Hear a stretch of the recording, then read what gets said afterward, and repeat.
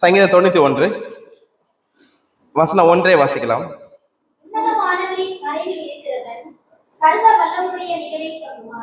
உன்னதமானவரின் மறைவில் இருக்கிறவன் சர்வ வல்லவருடைய நிழலில் தங்குவான். நம்ம எல்லாருமே எதுல இருக்கிறோம்?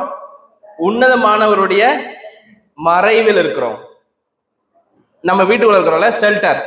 இந்த ஷெல்டருக்குள்ள நம்ம எப்படி இன்னைக்கு உட்கார்ந்து இருக்கிறோமோ அது போல நீங்களும் உங்க குடும்பமும் உன்னதமானவருடைய மறைவுக்குள்ளாக இருக்கிறோம் என்பதை நீங்கள் ஒருபோதும் மறந்தே போகக்கூடாது. இந்த வீட்டுக்குள்ள இருக்கிறோம், சன்லைட் நம்ம தாக்காது. அது மாதிரி யாரும் சண்டை போட இருக்கு சண்டை போட போறது இல்லை. நம்ம வீட்டுக்குள்ள எப்படி ஒரு பாதுகாப்பாக இருக்கிறோமோ அதே போல ஒவ்வொரு கிறிஸ்தவர்களாகிய நாம் ஒவ்வொருவரும் இயேசுவை ஏற்றுக்கொண்ட நம்ம அனைவரும் அவருடைய மறைவில் இருக்கிறோம். இரண்டாவதாக சர்வ வல்லவருடைய நிழலில் தங்குவான். இங்கிலீஷ்ல அழகா சொல்லப்பட்டிருக்கு, he will rest in the shadow of the Almighty. he will rest. இல்ல தங்குவான்னு சொல்லப்பட்டிருக்கு, இங்க ரெஸ்ட் எடுப்பான்னு சொல்லப்பட்டிருக்கு இங்கிலீஷ்ல அழகா. அப்ப உன்னதமானவருடைய ஷெல்டர்ல இருந்தீங்கன்னா நீங்க எப்படி இருப்பீங்கன்னா ரெஸ்ட்ல இருப்பீங்க. வசனம் இருக்கு இல்லையா, வருத்தப்பட்டு பாரம் சுமக்கிறவர்களை நீங்க எல்லாரும் எழுதுவார்கள், நான் உங்களுக்கு, இங்கிலீஷ்ல சொல்லப்பட்டிருக்கும், I will give you rest. நான் உங்களுக்கு இளைப்பாறுதலை தருவேன். அப்ப உன்னதமானுடைய மறைவில் இருக்கிற நமக்கு இளைப்பாறுதல் இருக்கிறது, ஒரு ரெஸ்டான இடம் இருக்கு. யாரு ரெஸ்ட்லெஸ்ஸா இருக்காங்களோ, ரெஸ்ட்லெஸ், அவங்க உன்னதமான மறைவுல இல்லைன்னு அர்த்தம். எவ்வளவு பெரிய பிரச்சனை வந்தாலும் நீங்க பேனிக்கே ஆகக்கூடாது. பேனிக்னா இங்கிலீஷ்ல பேனிக், தமிழ்ல பதட்டப்படவே கூடாது. என்ன காரணம்னா கர்த்தர் இருக்கிறார், அவர் என்ன நடத்துவார், அவர் என்ன உயர்த்துவார், அவர் என்ன ஆசீர்வதிப்பார். எங்கதான விசுவாசம் நமக்குள்ள அதிகரிச்சு கொண்டே இருக்கணும். அது எப்ப அதிகரிக்கும்னா உன்னதமானவருடைய மறைவுல இருக்கிறோம்னு விசுவாசிச்சாதான் அதிகரிக்கும். நீங்க எப்பொழுதும் சிந்தனையில இருக்கணும், ஐ ஆம் கவர்ட் வித் கிரைஸ்ட். நான் கிறிஸ்துவுக்குள் இருக்கிறேன், இயேசுவால் மூடப்பட்டிருக்கிறேன், உன்னதமானவருடைய மறைவில் இருக்கிறேன் என்கிறதான விசுவாசம் நமக்கு வேணும். அப்படி இருக்கும் பொழுது நம்ம என்ன தெரியுமா சொல்லுவோம்? வசனம் 2 வாசிங்க.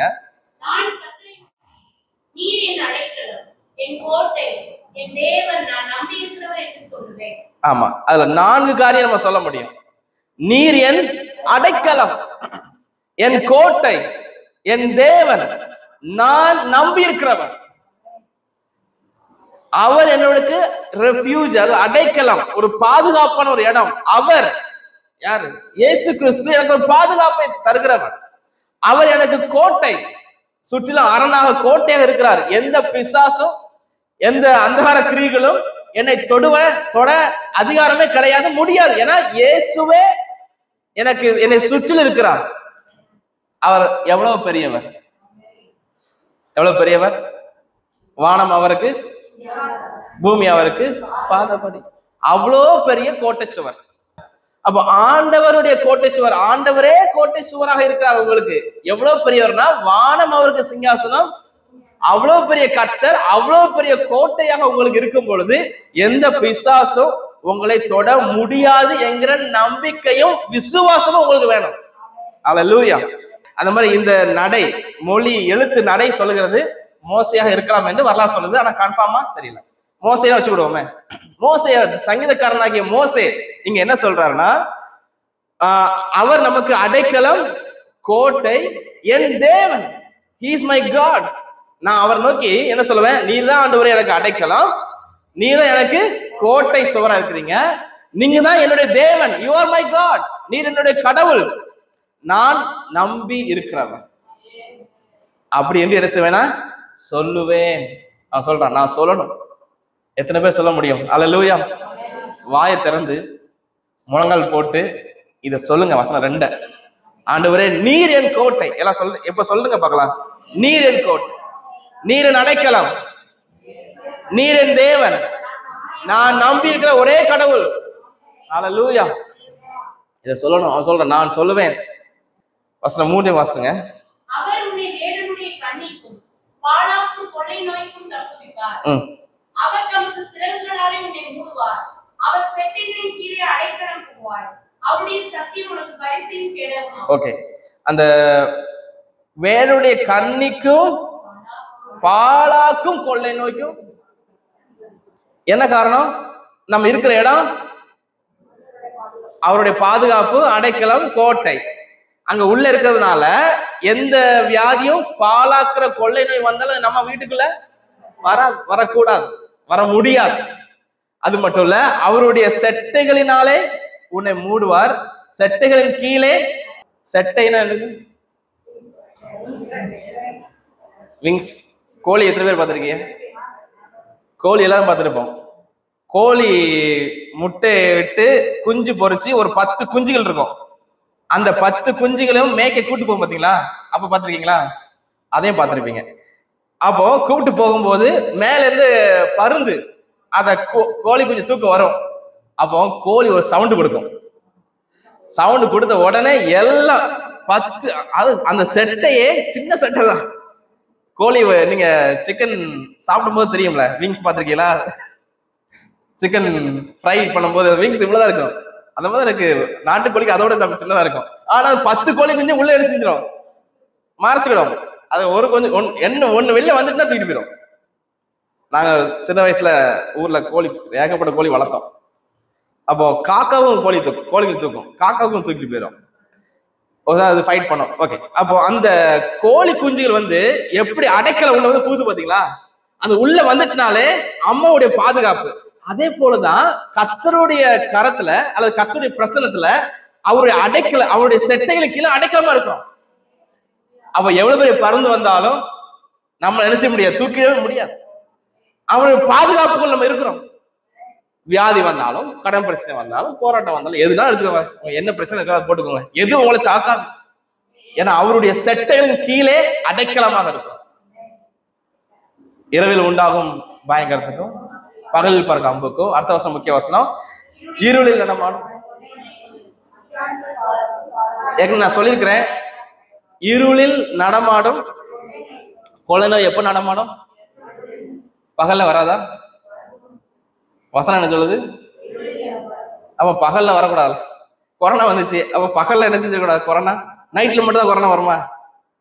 நம்மளாம் எங்க இருக்கிறோம்? இருள இருக்கிறோமா, வெளிச்சத்துல இருக்கிறோமா? வெளிச்சத்துல இருக்கிறோம். கொரோனா எங்க இருக்கு? அப்ப வெளிச்சத்துல வர முடியுமா, முடியாதா? முடியாது.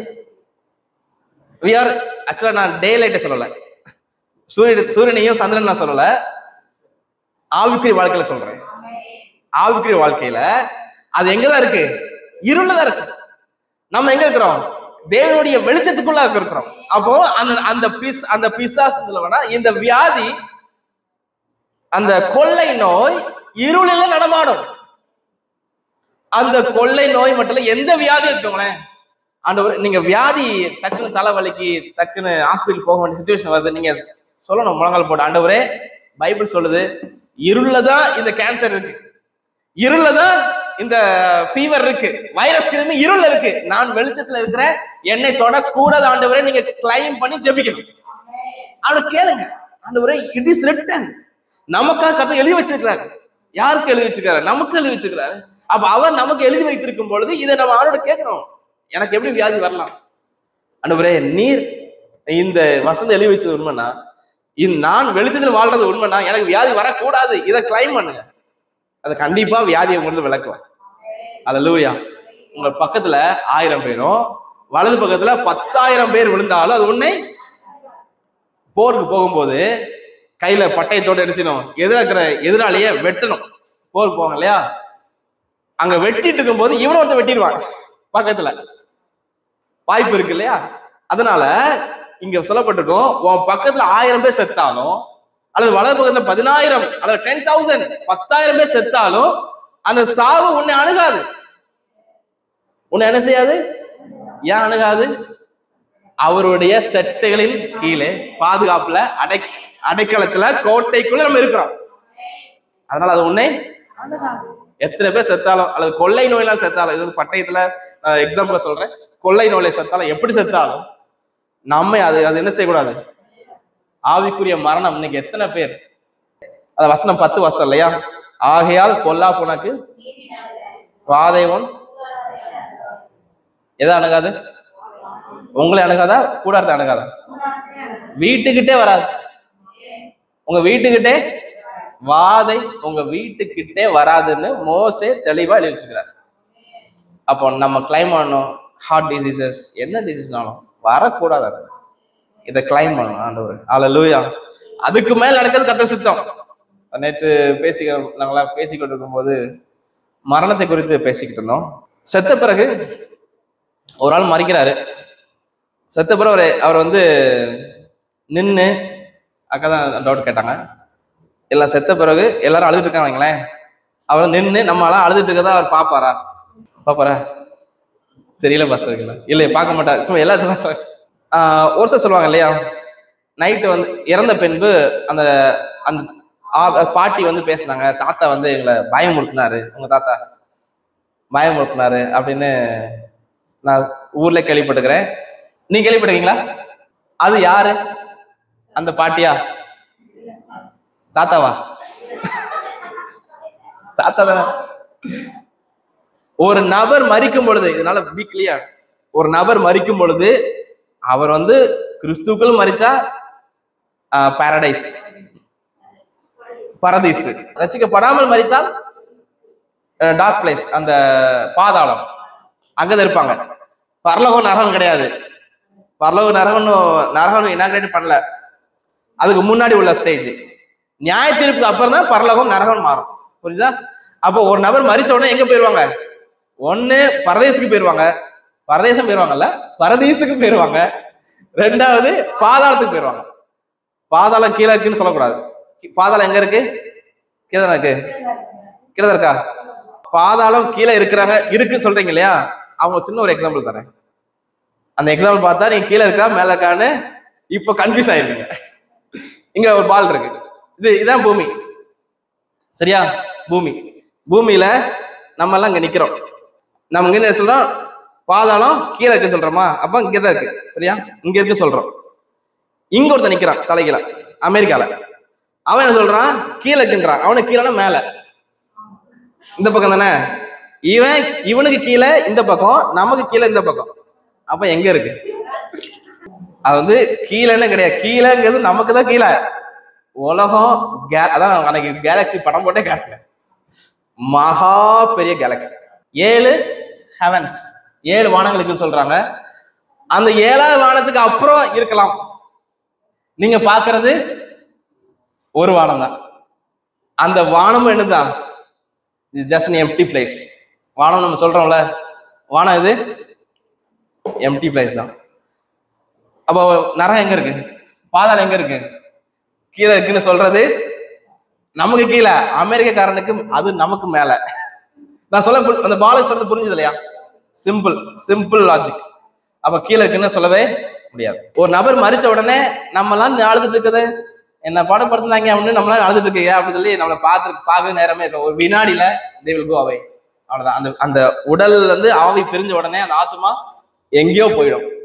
கிறிஸ்துக்குள்ள சேர்த்தா கிறிஸ்துக்கு உள்ள இருக்கும். கிறிஸ்து எங்க இருக்காரு? பரலோகத்துல இருக்காரு. அது பாரடைஸ் வச்சுக்கோங்க. ஏசு இல்லாம சேர்த்தா எங்க போவோம்? பாதாளம். நரகம் கிடையாது, பாதாளம். அந்த தாத்தா பாட்டி என்ன செய்ய மாட்டாங்க? டெஃபினட்டா பேச மாட்டாங்க.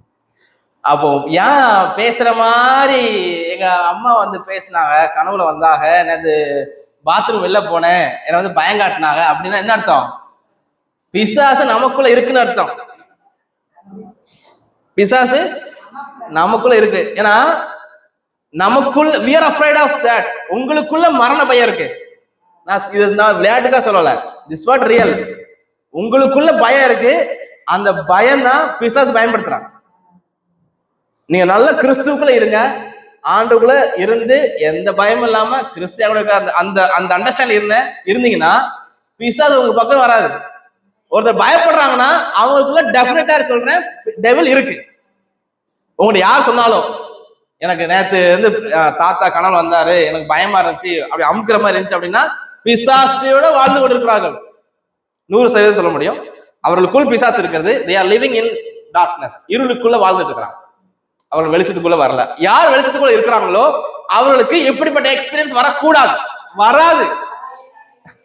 எனக்கு தெரியும், அப்படி ஒண்ணு கேள்விப்பட்டது இல்லையே. அப்படிதான் சொல்லணும் நீங்க எல்லாருமே. அப்படி ஒண்ணு இல்லவே இல்ல. அந்த அண்டர்ஸ்டாண்டிங் வரணும். நீ கேள்விப்பட்டது வேற, நமக்கு அந்த எக்ஸ்பீரியன்ஸ் வரவே கூடாது, வர முடியாது. ஏன்னா உங்களுக்குள்ள இருக்கிறவர் கர்த்தர். He is living God. ஜீவனுள்ள கர்த்தர் உங்களுக்குள்ள இருக்கிறார். அவ பிசாசு நம்முடைய வரக்கு அதிகாரமே கிடையாது. அதை நீங்க கண்டிப்பா தெரிஞ்சுக்கொள்ள வேண்டும். அப்போ பொல்லாப்பு நமக்கு நேராது, வாதைகள் கூடாரத்தை. வசனம் 14 இருந்து 14, 15, 16 நீ வீட்டுல வாசிங்க. அதுல சொல்லப்பட்டிருக்கிற 7 காரியங்கள். ஒன்று, அவர் நம்மை விடுவிக்கிற கர்த்தர். இரண்டாவது, நம்மை உயர்ந்த அடைக்கலத்திலே வைக்கிற கர்த்தர். மூன்றாவது, மறு உத்தரவு அருளி செய்கிற கர்த்தர். நான்காவதாக, நம்மோடு இருக்கிற கர்த்தர். ஐந்தாவதாக, நம்மை தப்புவித்து கனப்படுத்துகிற கர்த்தர். ஆறாவதாக, நம்மை திருப்தியாக்குகிற கர்த்தர். ஏழாவதாக, அவர் ரட்சிப்பை நமக்கு காண்பிக்கிற கர்த்தர். அல்லேலூயா. இதை நான் தெளிவா விரிவா நம்ம பேசலாம், ஆனாலும் சுருக்கமா சொல்லி முடிக்கிறேன். உங்களே விடுதலை வேணுமா? அவர் விடுவிக்கிறவர். உங்களுக்கு உயர்வு வேணுமா? உயர்ந்த அடைக்கலத்துல வைக்கிறவர் வச்சுட்டாருன்னு விசுவாசிங்க. ஜெபிக்கிறீங்களா? அவர் பேசுவார். he will reply. மறு உத்தரவு கண்டிப்பா கொடுப்பார். நான் ஜெபம் பண்றேன் பாஸ்டர் பேசவே இல்லை ஆண்டவர்னு சொல்ல வேண்டும். மறு உத்தரவு கொடுக்கிற கர்த்தர். நம்ம காது வேணா சரியா அவருடைய சத்தத்துக்கு டியூன் ஆகாம இருக்கலாம், but he is always speaking. நம்ம பேசுற கர்த்தர். அவர் உங்களோட இருப்பார். உங்களை தப்பு வச்சு கனப்படுத்துவார், உங்களை திருப்தி ஆக்குவார். குறைவே இல்லை அப்படின்னு அந்த திருப்தியான ஸ்டேட்டஸ் நீங்க வந்துடணும். ரட்சிப்பை காட்டிடுவார். ரட்சிப்பு என்பது நம்ம ரட்சிப்பு மட்டும் இல்லை, அது பரலோக ராஜ்யத்தை குறிக்கும். we are going to see the salvation. இந்த ரட்சிப்பு நம்ம அனுபவிச்சுட்டு இருக்கிறோம், நம்ம போய் அதை பார்க்க போறோம். அது வந்து அவருடைய வருகை, அவருடைய ஃபைனல் லாஸ்ட் டேஸை குறிக்கு, இயேசு கிறிஸ்து 2ஆம் வருகை குறித்து அது சொல்லப்பட்ட காரியம்.